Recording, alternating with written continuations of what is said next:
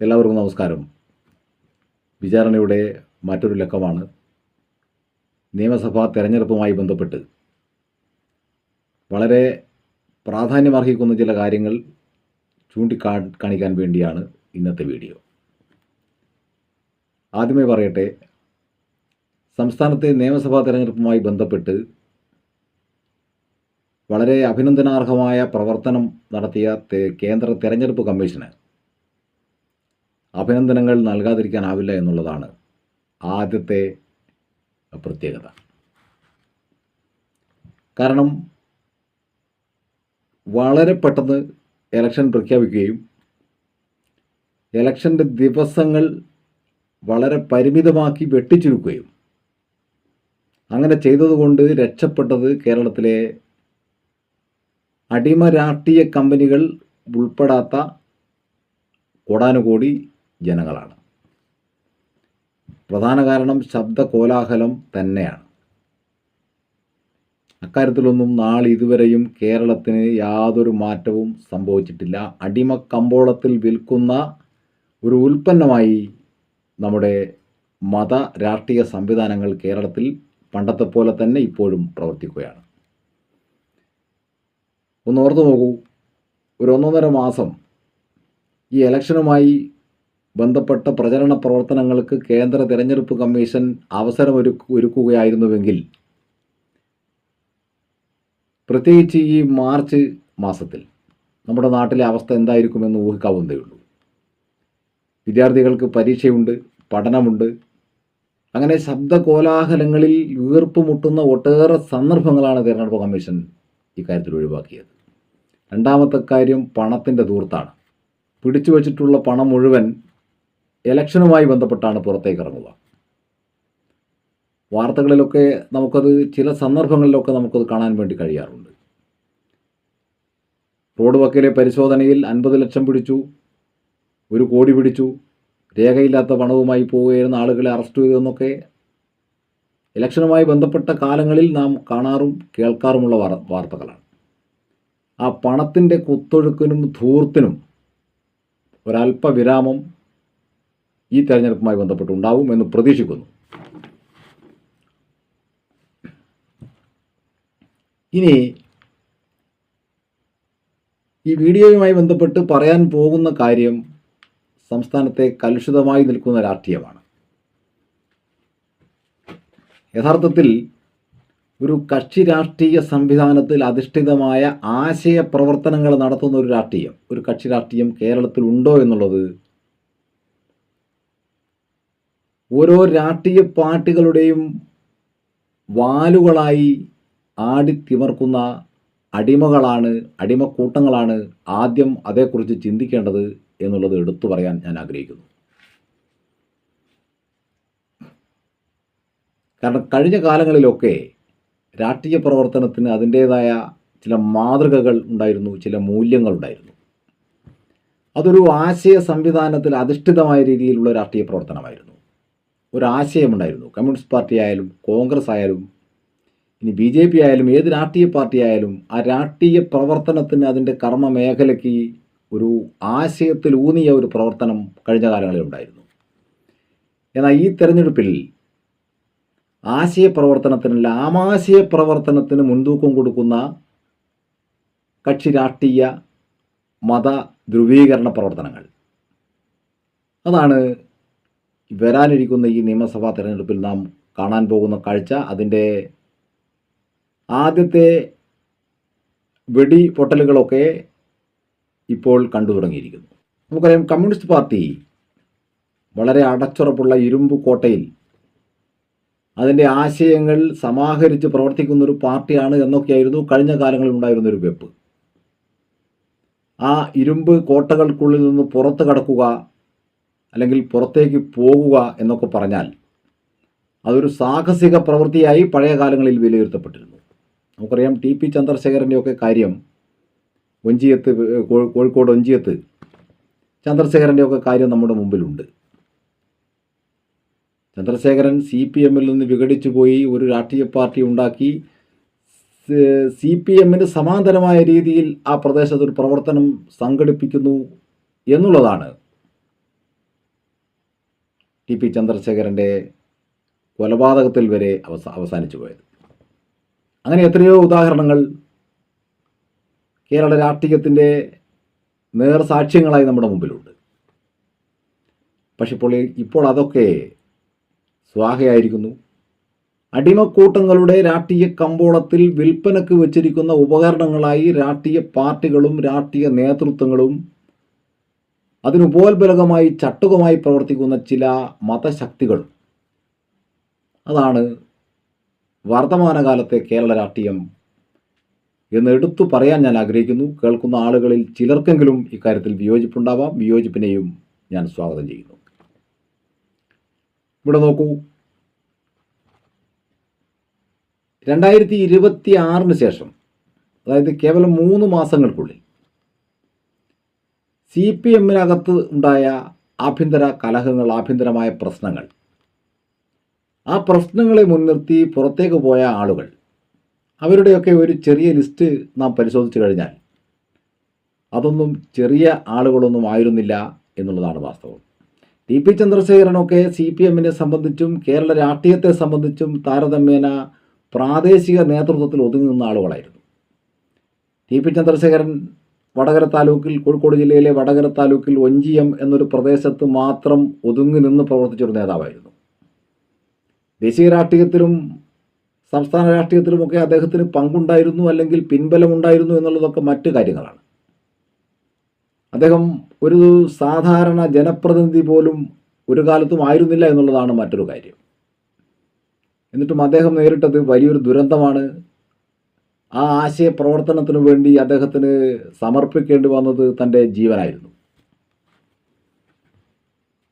അതിൻ്റെ ഭാഗമായി RMP എന്ന പേരിൽ, റവല്യൂഷണറി മാർക്സിസ്റ്റ് പാർട്ടി എന്ന പേരിൽ, അദ്ദേഹത്തിൻ്റെ ഭാര്യ KK രമയുടെയും മറ്റും നേതൃത്വത്തിൽ ഒരു രാഷ്ട്രീയ പാർട്ടി ആ വടകര മേഖലയിൽ ഇപ്പോൾ പ്രവർത്തിക്കുന്നു. വടകരയിൽ നിയമസഭാ മണ്ഡലത്തിലെ സ്ഥാനാർത്ഥി കൂടിയാണ് KK രമ. അവർ UDF-ൻ്റെ കക്ഷിയൊന്നുമല്ല, എങ്കിലും UDF സഹായിക്കുന്ന മുന്നണിയുടെ സ്ഥാനാർത്ഥിയാണ്. പക്ഷെ ഇവിടെ അതിനേക്കാൾ അപ്പുറം ഇപ്പോൾ ആലപ്പുഴയിലേക്ക് നോക്കൂ. ആലപ്പുഴ കഴിഞ്ഞ ഏതാനും മാസങ്ങൾക്ക് മുമ്പ് വരെ, ഏതാനും വർഷങ്ങൾക്ക് മുമ്പ് വരെ ആലപ്പുഴ സഖാവ് G. സുധാകരൻ്റെ തട്ടകം എന്നുള്ള പേരിൽ കൂടിയായിരുന്നു ആലപ്പുഴയിലെ കമ്മ്യൂണിസ്റ്റ് പാർട്ടി അറിയപ്പെട്ടിരുന്നത്.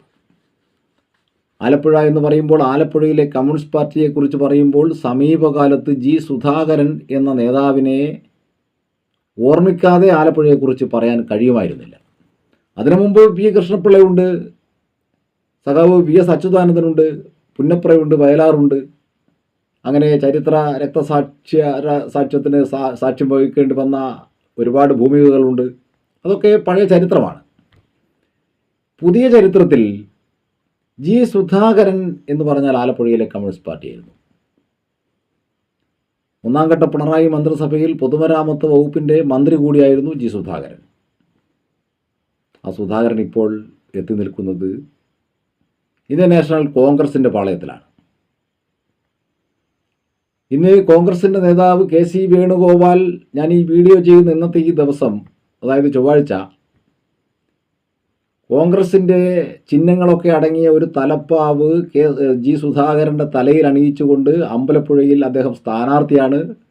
ആ സ്ഥാനാർത്ഥി പര്യടന വേളയിൽ തികഞ്ഞൊരു കോൺഗ്രസ്സുകാരനായി തന്നെ G. സുധാകരനെ കോൺഗ്രസ്സുകാർ സ്വീകരിക്കുന്നു, പ്രവർത്തകർ സ്വീകരിക്കുന്നു, പ്രദേശം സ്വീകരിക്കുന്നു. വളരെ പെട്ടെന്നായിരുന്നു മാറ്റം. ഏതാണ്ട് അരനൂറ്റാണ്ടു കാലത്തെ കമ്മ്യൂണിസ്റ്റ് പ്രവർത്തന പാരമ്പര്യം ഉപേക്ഷിച്ചുകൊണ്ട്, അതിനെ ചവറ്റുകുട്ടയിൽ എറിഞ്ഞുകൊണ്ട്, അതിനെ തള്ളിപ്പറഞ്ഞുകൊണ്ട്,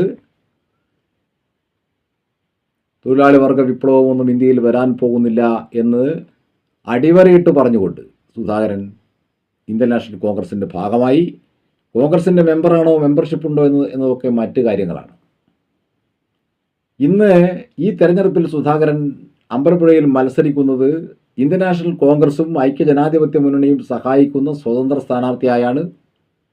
ആ സുധാകരനെ കുറിച്ചാണ് ഞാൻ പറഞ്ഞത്.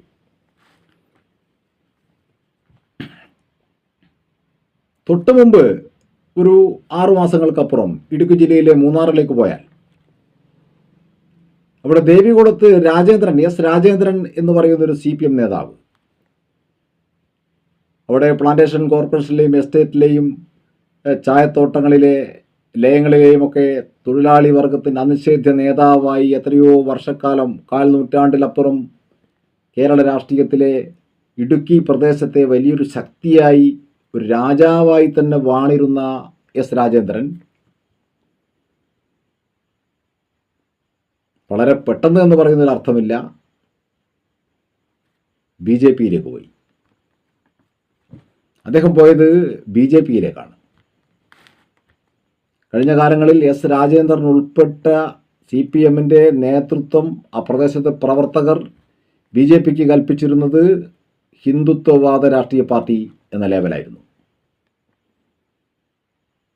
അങ്ങനെയൊരു ലേബൽ ആ കാലഘട്ടത്തിൽ കമ്മ്യൂണിസ്റ്റ് പാർട്ടി ഉൾപ്പെടെയുള്ള, രാജേന്ദ്രൻ ഉൾപ്പെടെയുള്ള ആളുകൾ BJPക്ക് അങ്ങനെയൊരു ലേബൽ കൽപ്പിച്ചിരുന്നുവെങ്കിൽ ആ ലേബൽ അതേമാതിരി ഇന്നും നിലനിൽക്കുന്നുണ്ട് എന്നുള്ളിടത്താണ് രാജേന്ദ്രൻ്റെ BJPയിലേക്കുള്ള യാത്ര.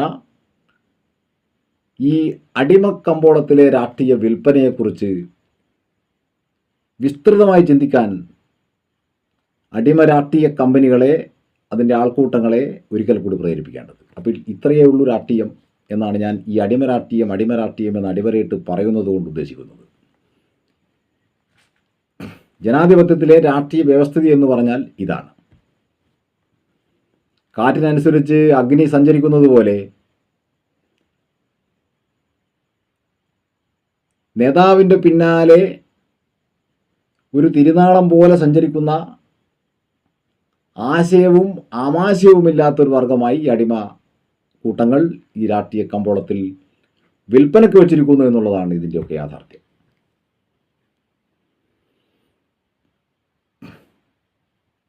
ഇനി കണ്ണൂർ ജില്ലയിലെ പയ്യന്നൂരിലേക്ക് വന്നാൽ അവിടെ വി കുഞ്ഞികൃഷ്ണൻ എന്നു പേരുള്ള CPMൻ്റെ ജില്ലാ സെക്രട്ടേറിയറ്റ് മെമ്പർ, കണ്ണൂർ ജില്ലാ സെക്രട്ടേറിയറ്റ് മെമ്പർ, അദ്ദേഹം പുറത്തേക്ക് വരുന്നു. ഇലക്ഷന് മുമ്പാണ് അദ്ദേഹം പാർട്ടിയിൽ നിന്ന് പുറത്തേക്ക് വരുന്നത്. അവിടെ നിലവിലെ MLA ആയിരിക്കുന്ന മധുസൂദനൻ എന്ന് പറയുന്ന വ്യക്തിയെപ്പറ്റി ഏതാണ്ട് 50 ലക്ഷത്തിൽ പരം രൂപയുടെ അഴിമതി ആരോപണം ഉന്നയിച്ചുകൊണ്ടാണ് വി കുഞ്ഞികൃഷ്ണൻ CPMൽ നിന്ന് പുറത്തേക്ക് വന്ന് പത്രസമ്മേളനം നടത്തുന്നത്. ആ കുഞ്ഞികൃഷ്ണൻ ഇന്നിപ്പോൾ പയ്യന്നൂർ നിയമസഭാ മണ്ഡലത്തിൽ ഐക്യജനാധിപത്യ മുന്നണിയും UDFും കോൺഗ്രസും ലീഗും സഹായിക്കുന്ന ജമാഅത്തെ ഇസ്ലാമി ഉൾപ്പെടെയുള്ള വർഗീയ മത സംഘടനകൾ കൂടി സഹായിക്കുന്ന മുന്നണിയുടെ സ്വതന്ത്ര സ്ഥാനാർത്ഥിയാണ് വി കുഞ്ഞികൃഷ്ണൻ. തൊട്ടപ്പുറത്തുള്ള നിയമസഭാ മണ്ഡലമാണ് തളിപ്പറമ്പ്. അവിടെ TK ഗോവിന്ദൻ മാസ്റ്റർ എന്ന് പറയുന്ന കണ്ണൂർ ജില്ലയിലെ ഒരു കാലത്തെ അനിഷേധ്യനായ നേതാവ്. തളിപ്പറമ്പ് നിയമസഭാ മണ്ഡലത്തിൽ CPMൻ്റെ സംസ്ഥാന സെക്രട്ടറി MV ഗോവിന്ദൻ്റെ ഭാര്യ ശ്യാമളയ്ക്ക് അവിടെ സ്ഥാനാർത്ഥിത്വം അനുവദിച്ചു എന്നുള്ളതിൻ്റെ പേരിൽ TK ഗോവിന്ദൻ ഒരു സ്വതന്ത്ര സ്ഥാനാർത്ഥിയായി രംഗത്തെത്തുന്നു. UDF പിന്തുണയ്ക്കുന്നു. പരോക്ഷമായി മറ്റാരെങ്കിലും പിന്തുണയ്ക്കുന്നുണ്ടോ എന്നുള്ളത് ഇലക്ഷൻ്റെ റിസൾട്ടിന് ശേഷം മാത്രം ബോധ്യപ്പെടുന്ന കാര്യങ്ങളാണ്. ഇനി മറ്റൊരു വളരെ പ്രധാനപ്പെട്ട ഒരു വ്യക്തി കോഴിക്കോട് ജില്ലയിലെ കൊടുവള്ളിയിൽ കിടപ്പുണ്ട്. അദ്ദേഹത്തിൻ്റെ പേര് കാരാട്ട് റസാക്ക് എന്നാണ്. പഴയകാലത്തെ ലീഗിൻ്റെ മലബാറിലെ വളരെ അറിയപ്പെടുന്ന ഒരു നേതാവായിരുന്നു. പാണക്കാട്ട് ശിഹാബ് തങ്ങളുടെ വളരെ അടുത്ത അനുയായിയായിരുന്നു. നല്ല പണക്കാരനാണ്, പണത്തിന് യാതൊരു കുറവുമില്ല. പക്ഷെ ഒന്നാം ഘട്ട പിണറായി മന്ത്രിസഭ അധികാരത്തിലെത്തുന്ന ആ നിയമസഭാ തെരഞ്ഞെടുപ്പുമായി ബന്ധപ്പെട്ട് CPM കേരളത്തിലുടനീളം നടത്തിയ ഒരു രാഷ്ട്രീയ അല്പത്തരം, ആ രാഷ്ട്രീയ അല്പത്തരത്തിൻ്റെ ഭാഗമായി കുറേയേറെ ലീഗുകാരെയും ഇസ്ലാം മതത്തിലെ തീവ്രവാദ വിഭാഗത്തിൽപ്പെടുന്ന മറ്റു ചില ആളുകളെയും, പഴയകാലത്തെ സിമി നേതാവ് KT ജലീൽ, ജമാഅത്തെ ഇസ്ലാമിയുടെയും സിമിയുടെയും പഴയകാലത്തെ വക്താവാണ്, ഒന്നാം ഘട്ട മന്ത്രിസഭയിലേക്ക് അദ്ദേഹത്തെ കൊണ്ടുവന്ന് പിണറായി വിജയൻ്റെ ഗവൺമെൻറ്റിൽ അദ്ദേഹത്തെ മന്ത്രിയാക്കി.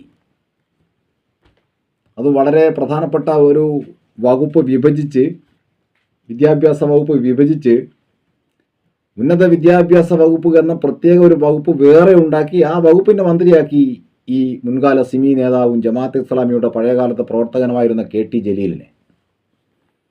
ജലീലിൻ്റെ ഫേസ്ബുക്ക് പോസ്റ്റുകളും സംസാരങ്ങളുമൊക്കെ ഈ സന്ദർഭത്തിലും ഇടതുപക്ഷ സഹയാത്രികനായി ഇപ്പോഴും അദ്ദേഹം തുടരുന്നുണ്ട്. തവനൂരിൽ സ്ഥാനാർത്ഥിയാണ്, LDFൻ്റെ സ്ഥാനാർത്ഥിയാണ്. പക്ഷേ ഫേസ്ബുക്കിലെ ലേഖനങ്ങളിലും മറ്റ് പ്രസംഗങ്ങളിലുമൊന്നും മതം വിട്ടുള്ള ഒരു കളിയും KT ജലീലിനില്ല എന്നുള്ളത് അദ്ദേഹത്തിൻ്റെ പോസ്റ്റിൽ തന്നെ നമുക്ക് കാണാൻ വേണ്ടി പറ്റും. പാകിസ്ഥാനുമായി ബന്ധപ്പെട്ട് മുൻകാലങ്ങളിൽ ഉണ്ടായ ചില വിഷയങ്ങളുമായി ബന്ധപ്പെട്ട്, കാശ്മീരുമായി ബന്ധപ്പെട്ട ചില വിഷയങ്ങളുണ്ടായപ്പോൾ ഇന്ത്യയിൽ ആരും ഇന്ന് വരെ പറയാത്ത, ഒരു ജനാധിപത്യ പ്രവർത്തകനും ഒരു ജനാധിപത്യ രാഷ്ട്രീയത്തിൽ അധിഷ്ഠിതമായി പ്രവർത്തിക്കുന്ന ഒരു സാധാരണ വ്യക്തി പോലും പറയാത്ത ആസാദ് കാശ്മീർ എന്ന പ്രയോഗം സമീപകാലത്ത് വീണ്ടും നടത്തിയത് പിണറായി വിജയൻ്റെ ഉറ്റ തോഴനായി ഇപ്പോഴും ഇടതുപക്ഷ സഹയാത്രികനായി നിൽക്കുന്ന KT ജലീലാണ്. ആസാദ് കാശ്മീർ എന്നാൽ അതിൻ്റെ അർത്ഥം സ്വതന്ത്ര കാശ്മീർ എന്നാണ്. ആസാദ് ഒരു ഉറുദു വാക്കാണ്. സ്വതന്ത്ര കാശ്മീർ എന്ന് ഇന്ത്യയിൽ ഇന്ന് ആരെങ്കിലും അങ്ങനെ സംബോധന ചെയ്യുന്നുണ്ടെങ്കിൽ ആ വ്യക്തി പാകിസ്ഥാൻ ചാരനാണ് എന്നാണ് യഥാർത്ഥത്തിൽ നാം മനസ്സിലാക്കേണ്ടത്. പക്ഷെ KT ജലീൽ വളരെ കൃത്യമായി അന്നും ഇന്നും പറയുന്നു ആസാദ് കാശ്മീർ, കാശ്മീർ ഇന്ത്യയുടെ ഭാഗമല്ല, അത് സ്വതന്ത്ര കാശ്മീരാണ് എന്ന് പറഞ്ഞാൽ, കുറച്ചും കൂടി പരത്തി പറഞ്ഞാൽ അതിൻ്റെ അർത്ഥം കാശ്മീർ പാകിസ്ഥാൻ്റെ ഭാഗമായി പോകേണ്ടതാണ് എന്ന് വിശ്വസിക്കുന്ന കൂട്ടത്തിൽ ഒരാളാണ് KT ജലീൽ എന്ന് നമുക്ക് പറയേണ്ടി വരും. അദ്ദേഹവും അരിവാൾ ചുറ്റിക നക്ഷത്രത്തിൻ്റെ പിൻബലത്തിൽ, തൊഴിലാളി വർഗ പ്രസ്ഥാനത്തിൻ്റെ പിൻബലത്തിൽ, ഒരുപാട് അടിമ രാഷ്ട്രീയ കമ്പനികളുടെ ഒത്താശയോടുകൂടി CPMൻ്റെ സഹയാത്രികനായി കേരളത്തിൽ നിറഞ്ഞു നിൽക്കുന്നു. ഇതേപോലെ തന്നെയാണ് കാരാട്ട് റസാഖിനെയും എഴുന്നള്ളിച്ച് CPMലേക്ക് കൊണ്ടുവന്നത്.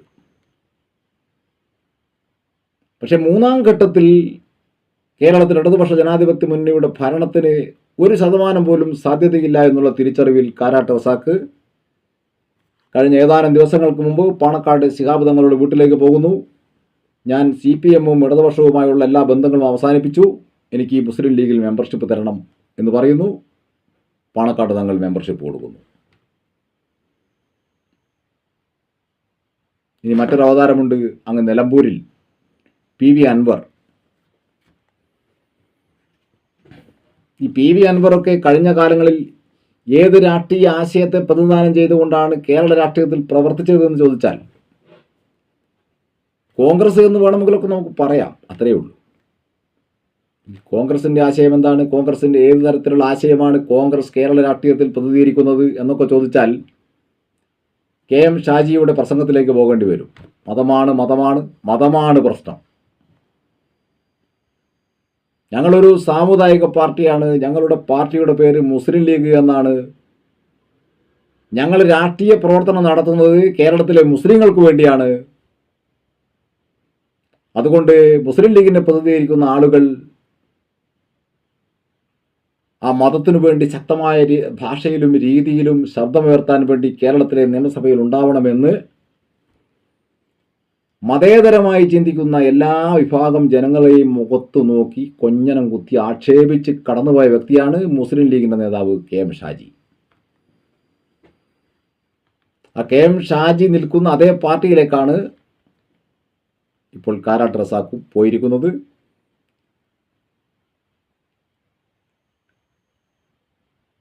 PV അൻവറും പോയിരിക്കുന്നത് അങ്ങോട്ട് തന്നെയാണ്. PV അൻവറിൻ്റെ രാഷ്ട്രീയം പിണറായി വിജയനോടും പിണറായി വിജയൻ്റെ മരുമകനും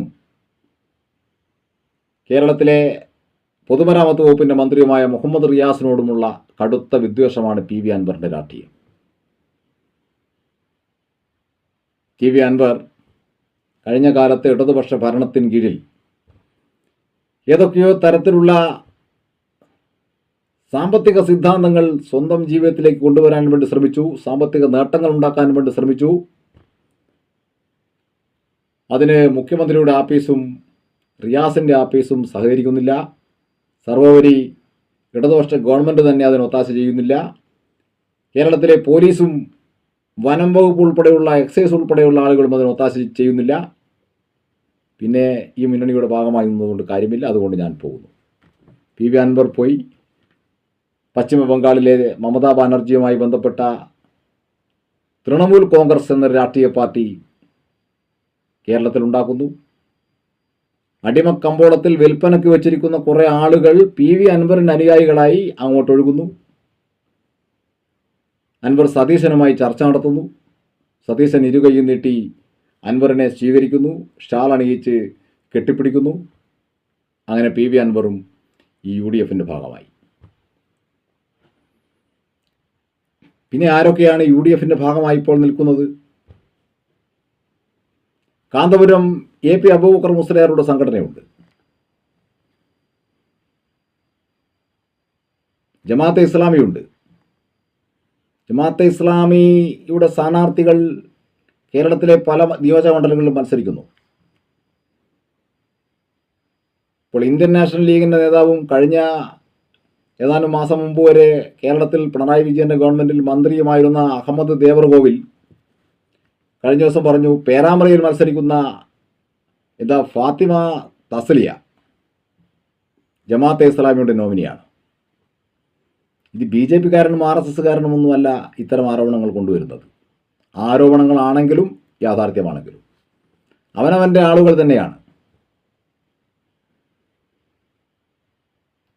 കേരള രാഷ്ട്രീയം വളരെ സൂക്ഷ്മമായി നിരീക്ഷിക്കുന്ന ആളുകളെ സംബന്ധിച്ചിടത്തോളം ഇന്ത്യൻ നാഷണൽ ലീഗും ഇന്ത്യൻ യൂണിയൻ മുസ്ലിം ലീഗും PDPയും SDPയും ജമാഅത്തെ ഇസ്ലാമിയും എല്ലാം ഒരുപോലെ തന്നെയാണ്. പേരിൽ കുറേ വ്യത്യാസങ്ങളും മാറ്റങ്ങളും ഉണ്ട് എന്നതല്ലാതെ സിദ്ധാന്തങ്ങൾക്കൊന്നും വലിയ മാറ്റമില്ല. മതമാണ് മതമാണ് മതമാണ് പ്രശ്നം. അപ്പോൾ അങ്ങനെ മതമാണ് പ്രശ്നം എന്ന് ചിന്തിക്കുന്ന ഒരു വ്യക്തിയാണ് ഈ ആരോപണം ഉന്നയിച്ചിരിക്കുന്നത്. ഫാത്തിമ തസ്ലിയ ജമാഅത്തെ ഇസ്ലാമിയുടെ നോമിനിയാണ്. മത്സരിക്കുന്നത് UDFൻ്റെ സ്ഥാനാർത്ഥിയായാണ്. അപ്പോൾ യഥാർത്ഥത്തിൽ കേരള രാഷ്ട്രീയത്തിൽ സംഭവിച്ചിരിക്കുന്ന മൂല്യച്യുതികൾ അവലോകനം ചെയ്ത് അതേക്കുറിച്ച് സമഗ്രമായി ചിന്തിക്കേണ്ടതും പഠിക്കേണ്ടതും അടിമക്കൂട്ടങ്ങളിൽ നിന്ന് മാറി നിന്നുകൊണ്ട് വോട്ടർമാരാണ് ചിന്തിക്കേണ്ടത്. യഥാർത്ഥ രാഷ്ട്രീയത്തിൻ്റെ വക്താക്കളാരാണ്? ആശയ രാഷ്ട്രീയവും ആമാശയ രാഷ്ട്രീയവും പ്രതിനിധീകരിക്കുന്ന ആളുകൾ ആരൊക്കെയാണ്? ആമാശയ രാഷ്ട്രീയത്തിന് വേണ്ടി മാത്രം ഒരു കൂട്ടം ആളുകളെ തോളിലേറ്റി കൊണ്ടു നടക്കേണ്ട വല്ല കാര്യവും ഈ അടിമക്കൂട്ടങ്ങൾക്കുണ്ടോ എന്ന് ചിന്തിക്കേണ്ടതും അവർ തന്നെയാണ്. ഇനി ആശയ രാഷ്ട്രീയം ആർക്കെങ്കിലും ഉണ്ടെങ്കിൽ അവരാണല്ലോ യഥാർത്ഥത്തിൽ നമ്മുടെ നാടിൻ്റെ സംരക്ഷകരായെത്തുക. അങ്ങനെ ആരെങ്കിലും ഉണ്ടെങ്കിൽ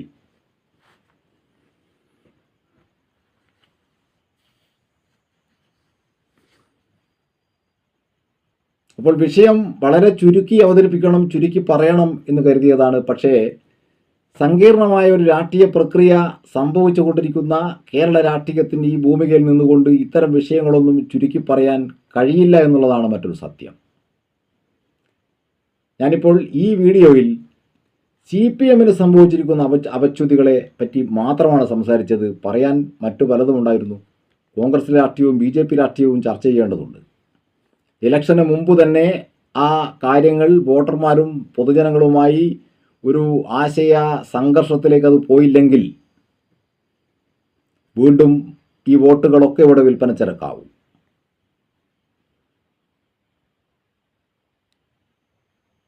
അപ്പോൾ CPM അല്ലെങ്കിൽ കേരളത്തിൽ ഇടതുപക്ഷ ജനാധിപത്യ മുന്നണി ഈ തെരഞ്ഞെടുപ്പുമായി ബന്ധപ്പെട്ട് നേരിടുന്ന ഏറ്റവും വലിയ പ്രതിസന്ധികൾ എന്താണ് എന്ന് ചോദിച്ചാൽ,